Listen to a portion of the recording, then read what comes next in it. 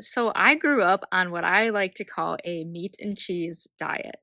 Let me tell you, it was damn good, but little did I know that most of what my family was consuming was filled with artificial additives and pesticides. Venison was probably the healthiest thing in our diet, and I am so grateful for that. However, nearly every single meal was meat, cheese, and potatoes. I'm not saying these foods are bad for you. In fact, they're very healthy when paired with the right things and consumed in moderation. It was the combination of the meat, cheese, potatoes, hamburger helper, fast food, and an overall lack of fruits and vegetables that led to poor nutrition and a very constipated little kiddo. I do not blame my parents for this at all. They were doing the best with what they were taught generationally and feeding us what they thought was good for us. I think my family truly thought that anything made at home was healthy.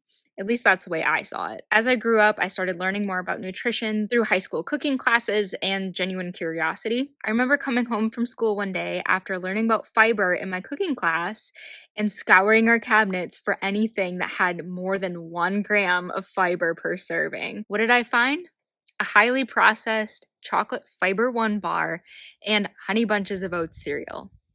Oh, and an apple in the fridge. I struggled with bloating, constipation, fatigue, anxiety, and hormonal imbalances through most of my childhood. Things I now know were directly related to what I was eating. Even in nursing school, when I learned a lot more about disease and how nutrition plays a role in making us healthy or making us sick, my diet stayed the same, heavy on the meat, cheese, potatoes, and processed foods. Yeah, I was inspired to change once in a while, but honestly, I had no idea how. I was comfortable with what I was eating, and I didn't really have a reason to change. It wasn't until March 2023, when my husband and I were traveling in our camper, that my diet had to change. We were living on a tight budget, and we officially ran out of the venison that we had been relying on for so many years. So we had to figure out how to properly nourish ourselves without so much meat. And frankly, we could not afford to buy high quality meat from the grocery store every day or even once a week. So after reading a lot about nutrition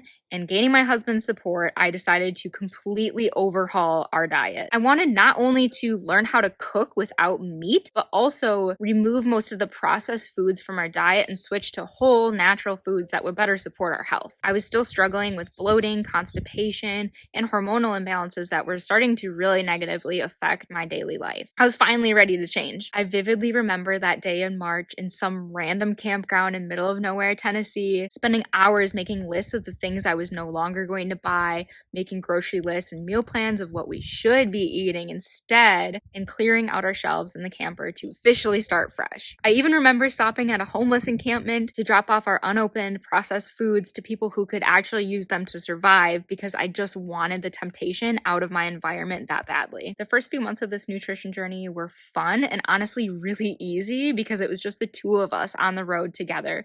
No family gatherings, no parties, or busy work schedules to battle with. Within just weeks of changing our diet, both my husband and I lost 10 to 20 pounds of that stubborn pudge, and we did not do this intentionally. We did not mean to nor want to lose weight. Yes, we are young and we have good metabolisms, but this is the pudge that has followed us ever since we hit puberty. It was gone in weeks without changing our physical activity, just our diet. Our energy levels improved, we were no longer constipated, and my hormonal issues were improving significantly over time. Over the summer, we faced a lot of challenges with our nutrition, like those family gatherings, holiday events, and busy work schedules. We realized really quickly that it wasn't realistic to have a 100% perfect diet all the time. So we made a compromise. Rather than throwing our new healthy habits to the wayside, we created our own 80-20 rule. 80% of the time we would be eating at home, and the only groceries we would bring into our house were healthy foods. Therefore, we had to make healthy meals and healthy snacks. The other 20% of the time, we ate out of convenience. Whether we were at a family gathering, camping with friends, or just had a long day at work and didn't feel like cooking, we'd eat out of convenience and not feel guilty about it, because the other 80% of the time, we were eating healthy at home. Although this method was really hard and temptations were high all the time, we stayed on track because we had reasons to. After months of eating healthier and seeing the difference in our physical and mental health, there was no going back. Fast forward to now, almost 2 years later, this way of eating is second nature to us, and we still use the 80-20 rule when life gets busy and temptations are high. My mission now is to teach people like me how to eat healthier, achieve their nutrition goals, and enjoy lasting results in their physical and mental health without obsessing over calories or the number on the scale. It's all about making healthy eating simple, sustainable, and enjoyable for life.